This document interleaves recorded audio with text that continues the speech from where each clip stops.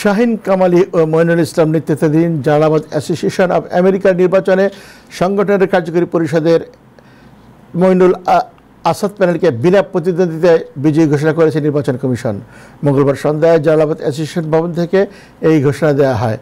এর আগে নির্বাচনে এই প্যানেলের বাইরেও অপর দুই প্রার্থী তাদের মনোনয়নপত্র প্রত্যাহার করে নিলে মইনুল আসাদ প্যানেলের 25 জন প্রার্থীকে বিজয়ী ঘোষণা করা হয়। তারা বিনা প্রতিদ্বন্দ্বিতায় নির্বাচিত হন। মইনুল আসাদ প্যানেলের প্রার্থীরা হচ্ছেন সভাপতি মইনুল ইসলাম, সহসভাপতি শাহ মিজানুর রহমান সিলেট, মোহাম্মদ মনির উদ্দিন সুনামগঞ্জ, মিজানুর রহমান চৌধুরী হবিগঞ্জ ও মোহাম্মদ এ খায়ের মৌলভীবাজার, সহসাধারণ সম্পাদক হেলিমুদ্দিন, কোষাধ্যক্ষ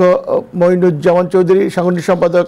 আব্দুল চৌধুরী উমেল, সাদেশিক সম্পাদক মোহাম্মদ শাহিনুল ইসলাম, প্রচার ও প্রকাশনা সম্পাদক মোহাম্মদ খলিলুর রহমান, দপ্তর সম্পাদক লয়েস আহমেদ, সাহিত্য ও সাংস্কৃতিক সম্পাদক কামরুল হোসেন, ক্রীড়া সম্পাদক আব্দুর রহিম কাদের, আইন ও আন্তর্জাতিক বিষয়ক সম্পাদক অধ্যক্ষ শিহাবুদ্দিন আহমেদ,